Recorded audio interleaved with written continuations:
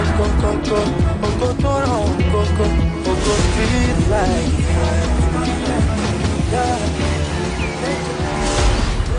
else? It's Splash 105.5. Splash 105.5. Tune in and listen everywhere you go. Oh yes.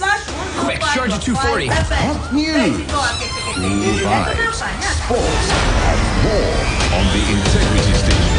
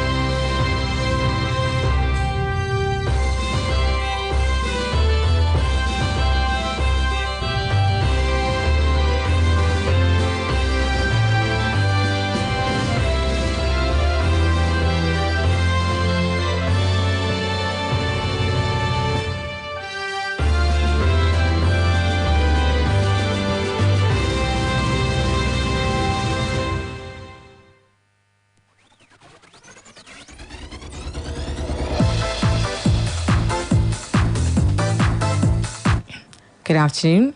The time is 1 o'clock from Splash 105.5 FM, the Integrity Station. I'm Ronke Giwa Onafuwa. First, the news headlines. Governors to meet on Wednesday to deliberate on petrol subsidy and COVID-19 vaccines. Federal government says private importation of COVID shots not approved. On the foreign scene, International Organization for Migration rescue over 4,000 illegal migrants off Libyan coast in 2021. And in sports, Tokyo 2020 torch relay to start March 25th in Fukushima. Those are the headlines. Now the news in detail. The governors of the 36 states in Nigeria, under the umbrella of the Nigeria Governors Forum, will meet on Wednesday to discuss issues related to petrol subsidy and COVID-19 vaccines.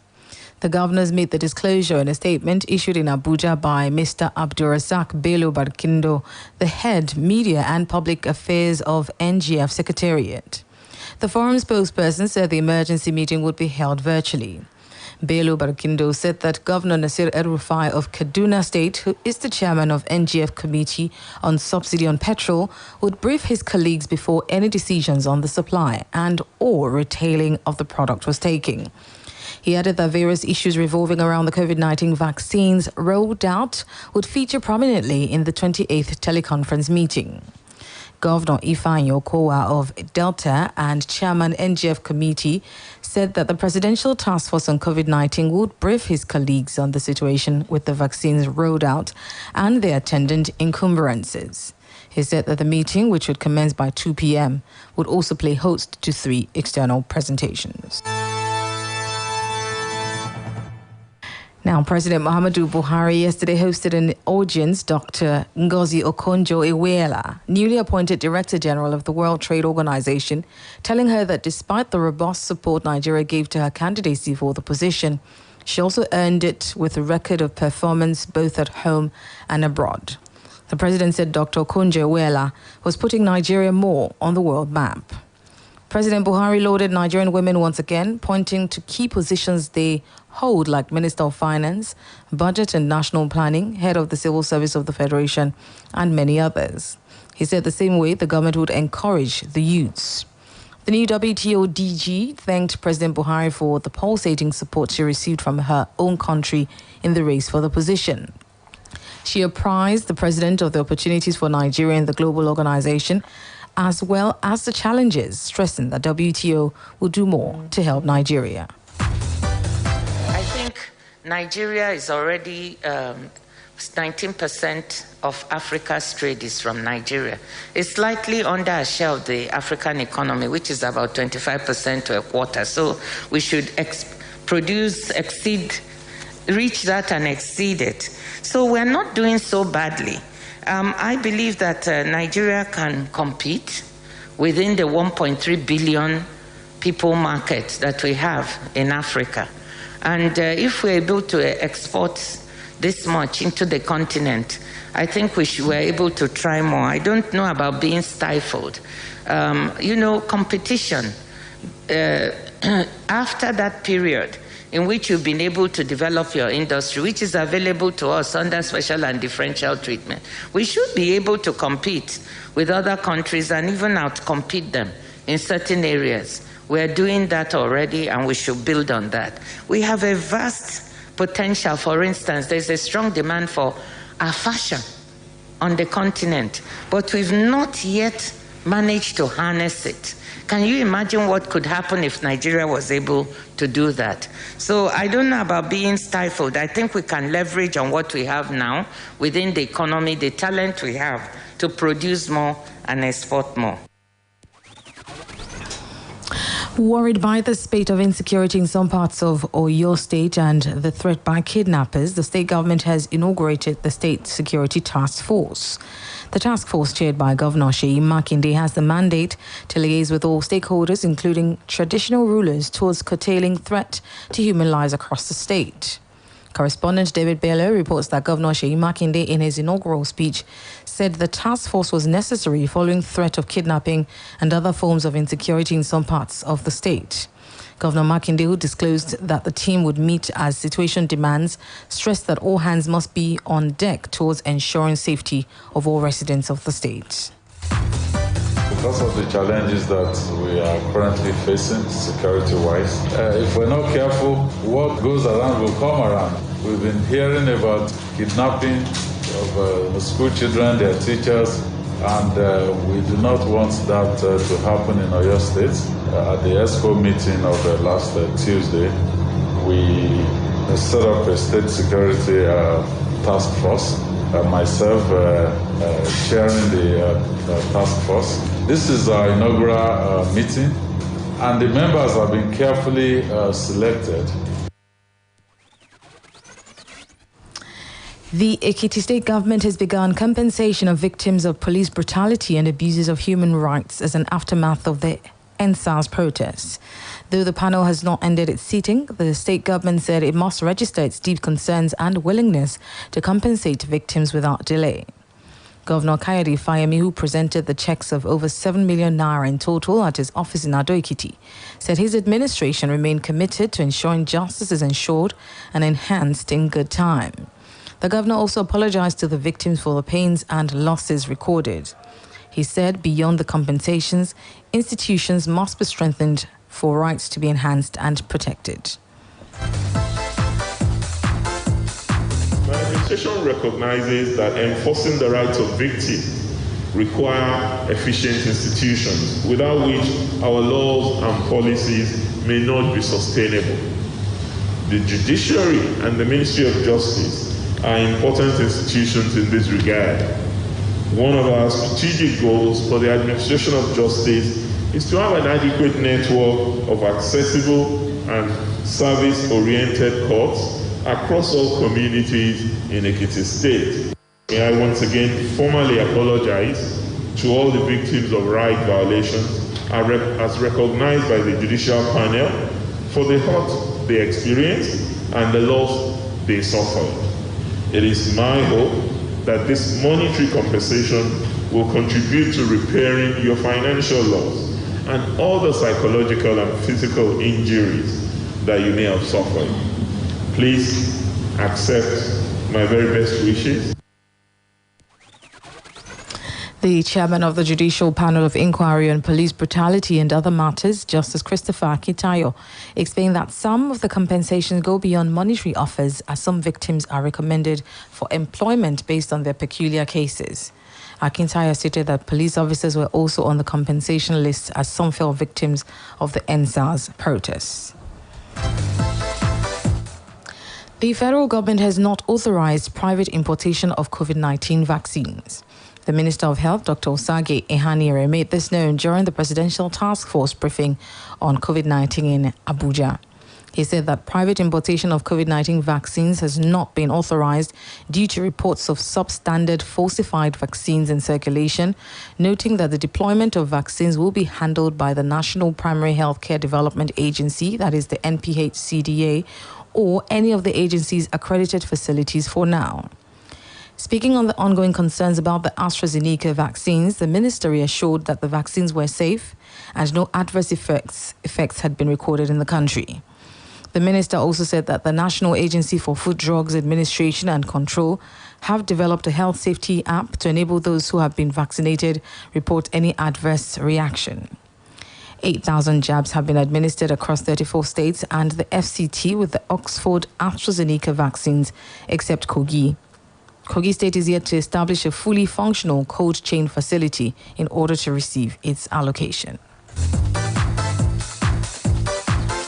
The Nigeria Center for Disease Control, NCDC, has discharged 353 people after being treated from various isolation centers across the country, bringing the total number of discharge cases to 145,752. The NCDC disclosed this on its official Twitter handle on Monday. The country has also tested 1.684 million people since the first confirmed case of COVID-19 pandemic was announced on February 27, 2020. The Public Health Agency said some of the discharged included 120 community recoveries registered in Lagos State and 34 in the Federal Capital Territory, managed in line with its guidelines. It also announced 238 new COVID-19 cases, which brought the total number of infections in the country to 160,895. The agency said that Lagos recorded 72 new cases, Kwara 28, Bauchi 19, Kaduna 19, Edo 17, Ogun 15, Nasarawa 13, Rivers 10, FCT 9 and Ondo 8. Others include Akwa Ibom 5, Gombe 5, Niger 5, Osun 5, Plateau 4, Oyo 3, and Kano with 1. The Nigeria's Public Health Institute stated that the country's active cases dropped by 118 and currently stood at 13,127 in the last 24 hours.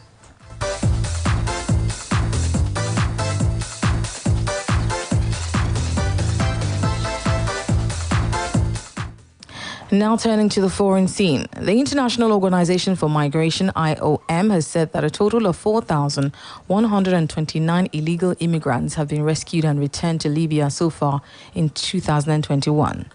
The rescued migrants include 293 women and 215 children, IOM said, adding that 73 migrants died and 159 others went missing on the central Mediterranean route so far this year. In 2020, a total of 11,891 illegal migrants were rescued and returned to Libya, IOM estimates. It added that 381 migrants died and 597 went missing on the central Mediterranean route during the year. Due to the insecurity and chaos in the North African nation following the fall of its leader, Muammar Gaddafi, in 2011, thousands of illegal immigrants, mostly Africans, chose to cross the Mediterranean from Libya towards Europe. Libya's new unity government has been sworn in, marking the end of years of rival administrations. The interim Prime Minister Abdul Hamid Deiba, who was selected during UN-brokered peace talks last month, will lead the country until elections planned for December. Libya descended into conflict after the ousting of Muammar Gaddafi 10 years ago. It was then split between a UN-recognized government in the west fighting against the warlord Khalifa Haftar, whose rival administration controlled the east. The two sides were supported by different regional powers. Egyptian President Abdel Fattah al-Sisi has decided to raise the minimum wages of government employees, according to Egyptian presidential spokesperson Bassam Radi. Radi said in a statement that Sisi gave the directive for the increment of wages at a meeting with the Prime Minister and Finance Minister late on Monday. The Egyptian president ordered the cabinet to raise the monthly minimum wages of civil servants to 2,400 Egyptian pounds from 2,000 Egyptian pounds. Sisi also decided to increase pensions by 13%. And finally, in sports, Tokyo Olympics organizers said the torch relay would begin on March 25th from the J Village Training Center in Fukushima as planned.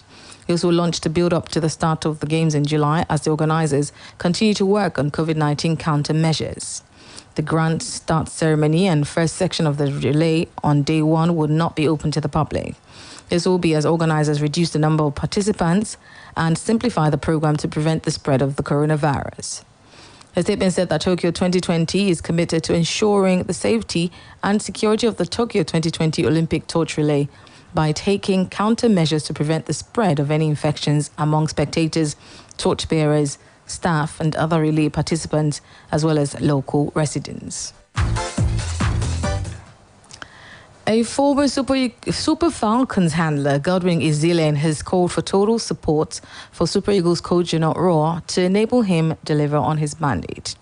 Ezilane, who made the call in an interview in Benin, said this would also enable him win laurels for Nigeria and build a formidable team.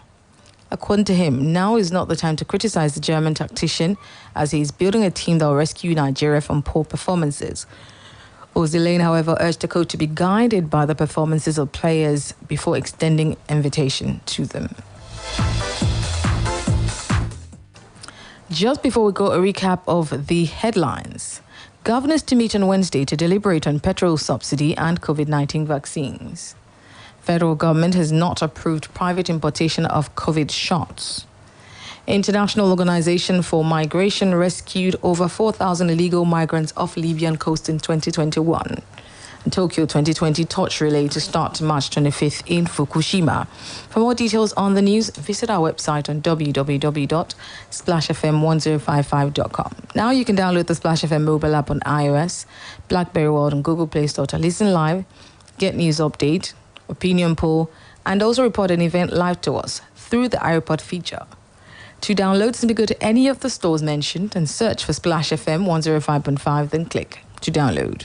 We have now come to the end of the news on Splash 105.5 FM, the Integrity Station, and the best radio station in the southwest of the country. The news editor is Tunde Olawowo, assisted by Abidemi Kajobola. I'm Ronke Giwa Onafuwa. Good afternoon and thank you for listening. Quick, Charger 240. Hot news, cool vibes, sports, and more on the Integrity Station. We educate. That's